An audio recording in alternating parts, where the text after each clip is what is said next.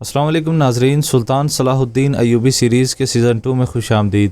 Episode 1 کے آغاز میں ہم دیکھتے ہیں صلاح الدین کنویں میں گرے ہوتے ہیں اور کنویں سے باہر نکلنے کی بھرپور کوشش کر رہے ہوتے ہیں۔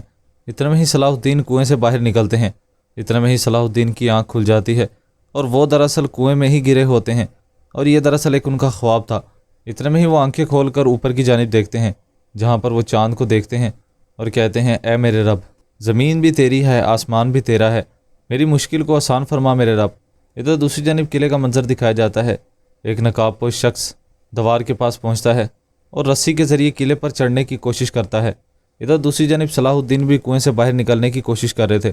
وہ مسلسل اوپر چڑھتے جا رہے تھے اور ادھر دوسری جانب وہ شخص بھی قلعے پر چڑھ رہا تھا۔ جیسے ہی صلاح الدین کنویں سے باہر نکلنے لگتے ہیں، اتنے میں ہی ان کا ہاتھ چھوٹ جاتا ہے اور وہ دوبارہ سے نیچے گر جاتے ہیں۔ ادھر دوسری جانب وہ شخص قلعے کی دیوار پھلانگ کر اوپر چڑھ جاتا ہے اور مسلسل آگے بڑھنے لگتا ہے اور سامنے آنے والے سپاہیوں پر حملہ کر دیتا ہے اور ان کو ختم کرتا ہوا آگے بڑھنے لگتا ہے۔ اور پھر وہ ایک کمرے میں داخل ہو جاتا ہے۔ سامنے والے سپاہی پوچھتے ہیں، تم کون ہو؟ مگر وہ سب کو ختم کرتا ہوا آگے بڑھنے لگتا ہے۔ اتنے میں ہی وہ ایک کمرے میں پہنچ جاتا ہے اور ایک زخمی شخص کے پاس آتا ہے جو کہ بستر پر تھا، اور جیسے ہی اس کی جانب ہاتھ بڑھاتا ہے تو وہ شخص اس کا ہاتھ پکڑ لیتا ہے۔ ادھر دوسری جانب کنویں کا منظر دکھایا جاتا ہے جہاں پر صلاح الدین کنویں سے باہر نکل چکے تھے۔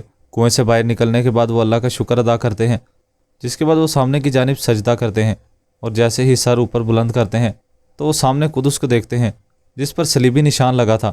صلاح الدین کہتے ہیں، یا اللہ، تو سب سے بڑا ہے، اے میرے رب، تو سب سے بڑا ہے، جس کے بعد وہ آگے بڑھنے لگتے ہیں۔ اتنے میں ہی صلاح الدین دیکھتے ہیں، اتنے میں ہی زوردار بجلی کڑکتی ہے اور صلیبی نشان ٹوٹ کر نیچے گر جاتا ہے اور اس کے پیچھے چاند نظر آتا ہے۔ صلاح الدین یہ دیکھ کر مسکرانے لگتے ہیں۔ یہ سب کچھ دراصل صلاح الدین کے خواب میں ہی ہو رہا تھا۔ صلاح الدین کی آنکھیں وہیں پر بند تھی۔ اتنے میں ہی صلاح الدین دوبارہ سے اپنی آنکھیں کھولتے ہیں۔ وہ دراصل کنویں میں ہی موجود تھے اور کہہ رہے تھے، اپنا کرم فرما میرے رب۔ ادھر دوسری جانب وہ شخص کہہ رہا تھا، بالیان، تم میرے بھائی، میں جانتا تھا کہ تم ضرور آؤ گے۔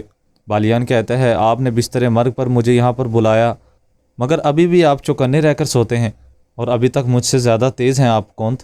جس کے بعد وہ آپس میں ہاتھ ملاتے ہیں۔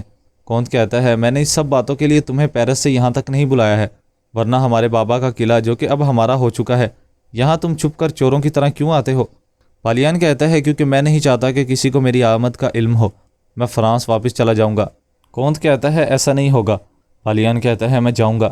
جس کے بعد کونت اٹھنے لگتا ہے تو بالیان وہاں سے پانی ڈالنے لگتا ہے اور اس کو پلاتا ہے۔ کونت کہتا ہے، یہاں پر بہت سے ایسے لوگ ہیں جو کہ میری موت کے منتظر ہیں اور اس بات پر یقین رکھتے ہیں کہ تم ایبلین، یعنی کہ جس علاقے میں تم پیدا ہوئے ہو، یہاں پر واپس نہیں آؤ گے۔ کیا تم جانتے ہو کیوں؟ اگر میں مر گیا تو تم واپس نہ آئے، ورنہ یہ علاقہ کسی کے حوالے کر دیں گے، ابیلین خاندان کی حکمرانی سے جان چھڑوا لیں گے۔ بالیان کہتا ہے، شاید یہی سب سے بہتر ہے۔ اس طرح سے قدس میں ہونے والے ان کے کارناموں پر اعتراض کرنے والا اور ان کی چالوں کے بارے میں آواز اٹھانے والا کوئی نہیں بچے گا۔ وہ لوگ بھی سکون میں آ جائیں گے۔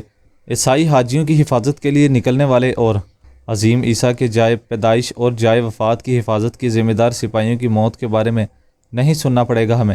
کونت کہتا ہے، تم تو ایک بزدل آدمی ہو، یہاں پر رہ کر قلعے کی خاطر لڑنے کی بجائے تم بھاگنے کو ترجیح دے رہے ہو۔ ہمیں سلطنت کے ساتھ تعلقات اچھے رکھنے ہیں۔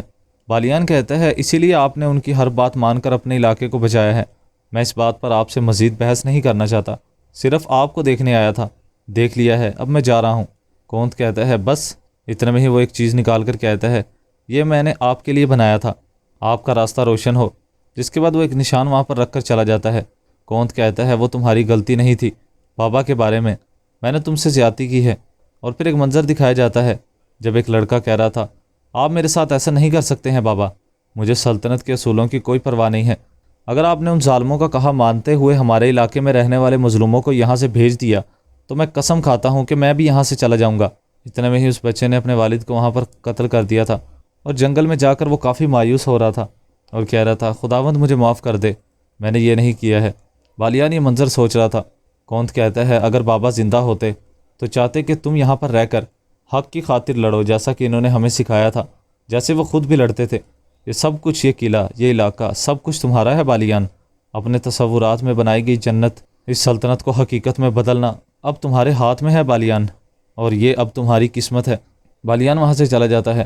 کونت کہتا ہے، بالیان، مجھے تمہیں کچھ بتانا ہے۔ بالیان، بات سنو، مگر وہ اس کی ایک نہیں سنتا اور وہاں سے چلا جاتا ہے۔ ادھر دوسری جانب ہم دیکھتے ہیں ایک گھڑ سوار گھوڑے پر سوار ہو کر مسلسل آگے بڑھ رہا تھا۔ ادھر دوسری جانب سلطان نور الدین زنگی دکھائے جاتے ہیں۔ سلطانہ کھڑی کہہ رہی تھی، پوری رات گزر گئی ہے، آپ نے آرام نہیں کیا سلطان، تھوڑا سا تو آرام کر لیں، آپ کی طبیعت بگڑ جائے گی، پہلے ہی حالات کافی خراب تھے اور میں نے بھی آپ کو بہت نا امید کیا ہے۔ جس کے بعد وہ نیچے بیٹھ جاتی ہے اور کہتی ہے، مجھے معاف کر دیجئے، خدارہ مجھے معاف کر دیجئے۔ سلطان اس کو کھڑا کرتے ہیں اور کہتے ہیں، میں تمہارے بابا یعنی کہ سلجوقی سلطان کی بہت عزت کرتا ہوں، اسی لیے تمہارے جرم کو نظر انداز کر رہا ہوں جس کی وجہ سے ابھی تک تم یہاں پر ہو، لیکن تمہاری آنکھوں پر جو پردہ پڑا ہوا تھا اب وہ ہمارے درمیان آ چکا ہے، یہ یاد رکھنا۔ سلطانہ کہتی ہے، ایسا مت کریں سلطان۔ سلطان کہتے ہیں، عصمت خاتون اور ان کے نومولود بچے کو تمہاری ذات اور تمہارے ظلم سے دور ایک محفوظ مقام پر پہنچا دیا گیا ہے، اور ہم تمہیں تمہارے نفس کے ظلم سے کیسے بچائیں گے خاتون؟ کیسے؟ اتنے میں ہی ایک شخص اندر آ کر کہتا ہے، سلطان حضرت دیوان میں سب آپ کے منتظر ہیں۔ ادھر دوسری جانب صبح ہو جاتی ہے اور کنویں کا منظر دوبارہ دکھایا جاتا ہے جس میں سلطان صلاح الدین موجود تھے۔ صلاح الدین ابھی بھی اسی کنویں میں موجود تھے اور اپنے رب سے مدد طلب کر رہے تھے۔ ادھر دوسری جانب سلطان دیوان کی جانب بڑھتے ہیں۔ شیر کو کہتا ہے، سلطان محترم، فوج منتشر ہے، صلاح الدین کی غیر موجودگی نے ہمارے ہاتھ پاؤں باندھ کر رکھ دیے ہیں، ہم قدس کی طرف بھی نہیں جا سکتے ہیں اور مصر بھی نہیں، لوگ باتیں بنا رہے ہیں، فوج کو صحیح سمت کا تعین کرنے میں مشکل پیش آ رہی ہے۔ سلطان نور الدین کہتے ہیں، صلاح الدین کو لاپتہ ہونے میں کتنے دن ہوئے ہیں شیر کو؟ کتنے دن ہوئے ہیں بتاؤ، کوئی سراغ نہیں ملا ہے؟ شیر کو کہتا ہے، نہیں۔ سلطان کہتے ہیں، تمہارا بھائی ایوب ایک مجہول خبر کے پیچھے یمن تک چلا گیا اور وہاں سے کوئی خبر نہیں آئی، ہماری منزل اب کیا ہوگی بتاؤ؟ یہ بات اللہ ہی بہتر جانتا ہے، مگر ہمیں پہلے صلاح الدین کا سراغ لگانا ہوگا، یاروگی کو بھی خبر بھیج دو۔ شیر کو کہتا ہے، جی سلطان محترم، اسے آپ کے حکم کی اطلاع پہنچا دی گئی ہے، عنقریب وہ محل پہنچ جائے گا۔ سلطان آگے بڑھ جاتے ہیں۔ ادھر دوسری جانب ایک گھڑ سوار جنگل میں آگے بڑھ رہا تھا، یہ وہی بالیان تھا۔ اتنے میں ہی بالیان کو اپنے سامنے ایک منظر کے طور پر ایک شخص بھاگا ہوا ملتا ہے جو کہ ایک درخت کے پاس آ کر بیٹھ جاتا ہے اور کہتا ہے، میں نے یہ نہیں کیا ہے، میں نے کیا کر دیا ہے؟ خداوند مجھے معاف فرما، ہو سکتا ہے کہ بالیان کا ہی بچپن ہے جو کہ اس سے نظر آ رہا تھا۔ بالیان گھوڑے سے نیچے اترتا ہے اور درخت کے پاس آتا ہے۔ اتنے میں ہی بالیان کو ایک اور منظر نظر آتا ہے جب وہ زمین کھود رہا تھا۔ اتنے میں ہی وہ بھی وہیں پر بیٹھ جاتا ہے اور زمین پر ہاتھ لگانے لگتا ہے اور اپنے کھنجر کی مدد سے دوبارہ سے زمین کو کھودتا ہے جہاں پر اس نے بچپن میں کچھ دفنایا تھا۔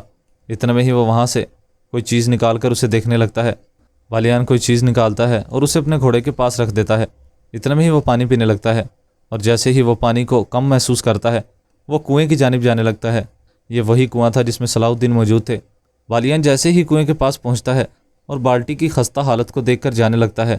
ادھر صلاح الدین کنویں میں موجود تھے اور تلوار پر پتھر مار رہے تھے جس کی وجہ سے ایک آواز پیدا ہو رہی تھی جو کہ بالیان اوپر سے سن لیتا ہے۔ بالیان کنویں کی جانب جاتا ہے اور کنویں میں جھانک کر دیکھتا ہے۔ بالیان پوچھتا ہے، کون ہو تم؟ کیا تم مجھے سن سکتے ہو؟ صلاح الدین کہتا ہے، میں یہاں پر ہوں۔ بالیان کہتا ہے، میں تمہیں یہاں سے نکالتا ہوں، میں رسی پھینک رہا ہوں، اسے مضبوطی سے پکڑ لینا۔ اور پھر بالیان رسی نیچے لٹکاتا ہے۔ صلاح الدین کہتا ہے، یا اللہ تیرا شکر ہے میرے رب۔ جس کے بعد وہ رسی کو مضبوطی سے پکڑ لیتا ہے۔ بالیان کہتا ہے، کیا تم مجھے سن رہے ہو؟ رسی کو مضبوطی سے پکڑ لو۔ اور پھر بالیان رسی کو کھینچنے لگتا ہے اور صلاح الدین آہستہ آہستہ سے اوپر آنے لگتا ہے۔ بالیان کہتا ہے، شکر کرو کہ یہ رسی کافی مضبوط ہے۔ جس کے بعد بالیان زور لگانے لگتا ہے اور کہتا ہے، بس تھوڑا سا رہ گیا ہے، ہمت کرو۔ اتنے میں ہی وہ صلاح الدین کا ہاتھ پکڑ لیتا ہے اور اسے کنویں سے باہر نکال دیتا ہے۔ بالیان کہتا ہے، معلوم نہیں تھا کہ اس کام میں اتنی مشکل ہوگی، کیا تم ٹھیک ہو؟ اور پھر وہ اپنا بچا ہوا پانی صلاح الدین کو پلانے لگتا ہے۔ صلاح الدین پانی پیتا ہے۔ اتنے میں ہی وہ وہاں پر بے ہوش ہو جاتا ہے۔ ادھر دوسری جانب ہم لوگ دیکھتے ہیں ایک شخص گھوڑے پر مسلسل سوار ہو کر آگے بڑھ رہا تھا۔ اتنے میں ہی وہ ایک مقام پر جا کر پہنچتا ہے اور کہتا ہے، میں نے تم پر کافی بوجھ ڈال دیا ہے، مجھے معاف کر دو میرے گھوڑے، شام کی فصیلیں یہاں سے نظر آ رہی ہیں، چلو بس تھوڑی سی اور ہمت کرو۔ جس کے بعد وہ آگے بڑھنے لگتا ہے۔ اتنے میں ہی ایک آواز گونجتی ہے، بھاگنے والے گھوڑے کی قسم، چمکنے والی روشنی کی قسم، صبح اٹھ کر حملہ کرنے والوں اور دشمن کو مٹی تلے روندنے والوں کی قسم، تم ایک مبارک جانور ہو اور رب العالمین نے اپنی کتاب میں تمہارا ذکر کیا ہے۔ ایک شخص کڑا اپنے گھوڑے سے مخاطب ہو کر یہ الفاظ دہرا رہا تھا۔ شخص کہتا ہے، اسی لیے میں یہ کہہ رہا ہوں، ہم نے جتنے مارکے لڑے ہیں ان سب کی قسم، میں تمہارے ساتھ ظلم کرنے والے سے انتقام لوں گا۔ اتنے میں ہی وہ ایک سوراخ کی جانب جانے لگتا ہے جہاں سے مسلسل خون خوار قسم کی آوازیں آ رہی تھی۔ آدمی کہتا ہے، کیا تم لوگ سن رہے ہو؟ یہ مدد کی پکار ہے، مگر یہ لوگ اپنی تقدیر سے نہیں بھاگ سکتے ہیں۔ جب گھوڑے، خاتون یا ہتھیار کو نقصان پہنچایا جائے تو کوئی رحم نہیں ہو سکتا ہے۔ جس کے بعد وہ شخص دوسرے سے کہتا ہے مجھے کوہ سران کے خنجر دو۔ وہ شخص آ کر کہتا ہے حضور ہم بھی آپ کے ساتھ چلتے ہیں، اس علاقے میں کئی گیدڑ چھپے ہوئے ہوں گے۔ شخص کہتا ہے میرے گھوڑے پر حملہ کیا گیا، انتقام بھی میں خود ہی لوں گا۔ جس کے بعد وہ اپنا لباس اترواتا ہے اور خنجر لے لیتا ہے اور ایک گفا کی جانب جانے لگتا ہے جہاں پر کوئی خونخوار گیدڑ موجود تھا جس نے اس کے گھوڑے کو زخمی کیا تھا۔ اس سے بدلہ لینے کے لیے وہ اندر داخل ہو جاتا ہے اور وہاں پر اس کے ساتھ لڑنے لگتا ہے۔ اس ایپیسوڈ کا اختتام یہیں پر ہو جاتا ہے۔ ایپیسوڈ پسند ہے تو ویڈیو کو لائک کر دیں اور چینل کو سبسکرائب کر دیں، ساتھ ہی کے بیل نوٹیفیکیشن کو آل کر دیں۔ اب ملاقات ہوگی انشاءاللہ نیکسٹ ویڈیو میں۔ ویڈیو پسند آئی تو کمنٹ باکس میں اپنی قیمتی رائے سے ضرور آگاہ کیجیے گا۔ اگر آپ مزید ڈبنگ والے ایپیسوڈز دیکھنا چاہتے ہیں تو چینل کو سبسکرائب لازمی کر دیجیے گا۔ اب انشاءاللہ نیکسٹ ویڈیو میں ملاقات ہوگی، تب تک کے لیے اپنا خیال رکھیں، دعا میں یاد رکھیں۔ اللہ نگہبان۔